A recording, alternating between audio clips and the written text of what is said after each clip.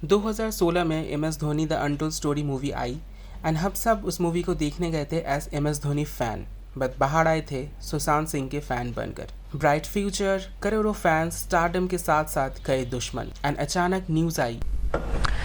M S Dhoni ये film जब आई थी उस समय श्वेता सिंह ने बातचीत की थी सुशांत सिंह राजपूत से, और ये तस्वीरें इस वक्त आप देख रहे हैं कुछ देर पहले की, जब उनके पार्थिव शरीर को ले जाया गया है पोस्टमार्टम के लिए। नमस्ते दोस्तों, आप सबका स्वागत है कहानी पर्दे की में। आज हम बात करेंगे सुशांत सिंह राजपूत के अनसुलझे राजों के बारे में। सुशांत सिंह राजपूत पटना बिहार में जन्मे एंड सबसे छोटे थे अपने 4 भाई बहनों में। 2002 में सुशांत एंड उनके पापा एंड उनके सारे सिबलिंग्स दिल्ली में शिफ्ट हो गए थे उनके माँ के जाने के बाद। सुशांत बहुत अमेजिंग स्टूडेंट थे, एस्ट्रोफिजिक्स में बहुत इंटरेस्ट लिया करते थे, बट मैकेनिकल इंजीनियर से उन्होंने अपने बैचलर डिग्री पूरा किया। इंजीनियर में उनको खास इंटरेस्ट नहीं था, बट उनके फैमिली प्रेशर के चलते उन्होंने इंजीनियर कंप्लीट किया था।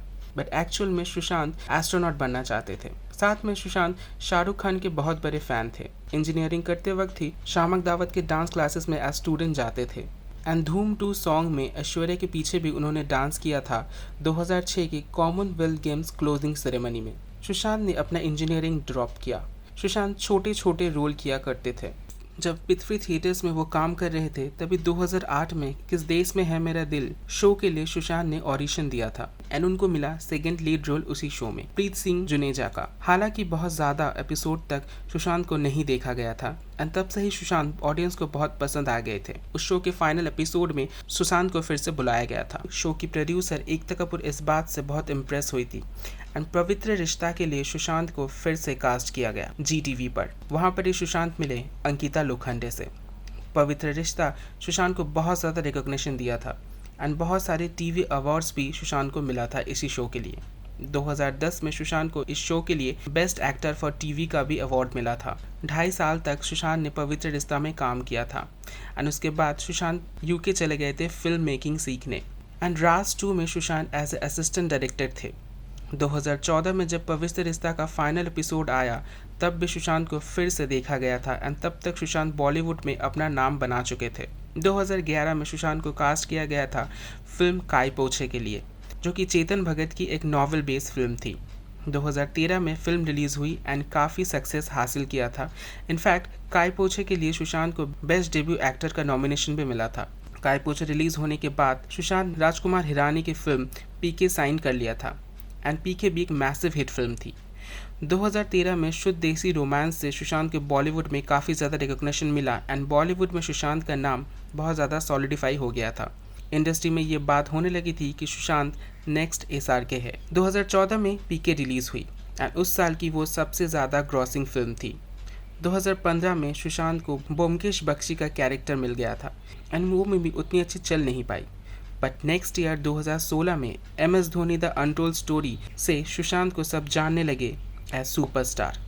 2016 से 2017 के बीच में सुशांत की और भी फिल्में आई एंड वो थी राब्ता। हालांकि उतनी ज़्यादा चली नहीं, पर 2018 की केदारनाथ बहुत बड़ी हिट रही। 2019 से 2020 के बीच में सुशांत की 4 फिल्में रिलीज़ हुई थी, सोन चिड़िया, छिछोरे, ड्राइव एंड दिल बेचारा। छिछोरे मैसिवली हिट रही। National film award for best feature film का भी अवार्ड छिछोरे को मिला था। 2020 की फिल्म दिल बेचारा got massive global recognition and most watched OTT film in India. But ये फिल्म रिलीज होने के पहले ही वो दिन आ गया था जिसका किसी को भी इंतजार नहीं था। MS धोनी ये फिल्म जब आई थी उस समय श्वेता सिंह ने बातचीत की थी सुशांत सिंह राजपूत से, और ये तस्वीरें इस वक्त आप देख रहे हैं कुछ देर पहले की, जब उनके पार्थिव शरीर को ले जाया गया है पोस्टमार्टम के लिए। पोस्टमार्टम रिपोर्ट सामने आने के बाद ही ये साफ हो पाएगा। 14 जून 2020 में न्यूज़ आया सुशांत सिंह राजपूत नहीं रहे। न्यूज़ आई सुशांत ने कर लिया है।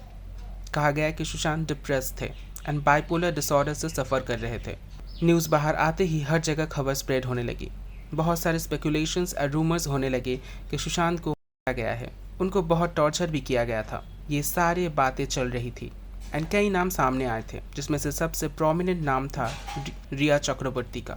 रिया सुशांत के साथ लिव इन में रह रही थी, बट सुशांत बहुत ज़्यादा मेंटल हेल्थ इशू से लड़ रहे थे एंड उनको बहुत ज़्यादा पैनिक अटैक्स भी आते थे। रिया ने स्टेटमेंट दी थी कि सुशांत ने रिया को कहा था कि वो अपने घर कुछ दिनों के लिए चले जाए ताकि सुशांत की बहन मीतू सिंह आकर कुछ दिन सुशांत के साथ रह सके।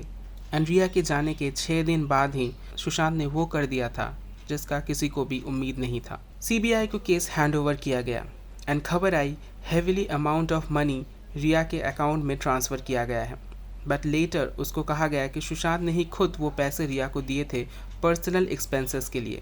इनफैक्ट नार्कोटिक डिपार्टमेंट ने भी इन्वेस्टिगेशन किया था एंड न्यूज़ आया कि सुशांत ड्रग्स लेते थे।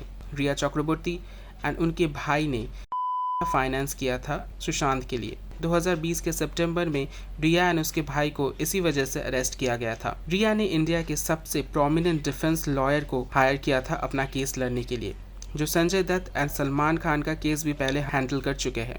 रिया Chakraborty was a struggling actress in that time. In fact Sushant के केस की वजह से ही बहुत सारे लोग रिया को जानने लगे। तो उसके पास इतना सोर्स एंड इतना कनेक्शन कैसे आया जहां वो इंडिया के सबसे बड़े क्रिमिनल लॉयर को हायर कर पाए, जिनके डेट्स मिलने के लिए सेलिब्रिटीज को भी वेट करना पड़ता है। सुशांत की फैमिली ने रिया के ऊपर एफआईआर किया था, बट एविडेंस ना होने की वजह से सुशांत के केस में रिया को क्लीन चिट दिया गया। बट सुशांत के सिस्टर ने कहा था कि अभी तक सीबीआई ने उनको पूरी रिपोर्ट नहीं दिखाई है। सुशांत जिस रूम में रहते थे उस रूम की चाबी इन्वेस्टिगेशन में मिसिंग आई। सुशांत की रूम लॉक थी एंड दूसरे रूम अनलॉक थी एंड बहुत सारे ऐसे सवाल थे जिसका जवाब अभी तक सुशांत की फैमिली को नहीं मिला है। सुशांत सिंह राजपूत के चले जाने के बाद एक आवाज़ उठी नेपोटिज्म एंड स्टार किड्स के अगेंस्ट। कंगना रनावत इस मूवमेंट की वोकल लीडर बनी एंड ऑडियंस का शिफ्ट मेजरली देखा गया। अब तक चल रही इंडस्ट्री पॉलिटिक्स एंड इंडस्ट्री के अंदर के लोगों को फर्स्ट प्रेफरेंस दिया जाता है, उस पर ऑडियंस प्रोटेस्ट करने लगी। सुशांत के पुराने वीडियोस भी सोशल मीडिया पर सर्कुलेट होने लगी एंड नोटिस किया गया कि कैसे सुशांत को हर टाइम पर बुली किया जाता था। हर एक अवार्ड शो में उसको कैसा नेग्लेक्ट किया जाता था, इग्नोर किया जाता था। कॉफ़ी विद करण में भी करण जौहर डेलिबरेटली सुशांत का नाम हर वक्त रैपिड फायर में लिया करते थे एंड उनको छोटा फील करवाया करते थे। बॉलीवुड माफिया एंड उसकी team like Karan Johar, Sonam Kapoor and Kareena Kapoor and other actors Sushant के हर सवाल के जवाब में उस लास्ट ऑप्शन पे ही रखते थे, ताकि बॉलीवुड के अंदर के लोगों को स्टार किड्स अच्छे प्रोजेक्ट्स मिले and talented outsiders star kids के आगे नहीं बढ़ पाए। पूरी इंडिया भर भर के करण जौहर को बैकलैश दे रही थी। उसी टाइम पर सड़क 2 भी रिलीज हुई थी, जो कि सुपर फ्लॉप रही।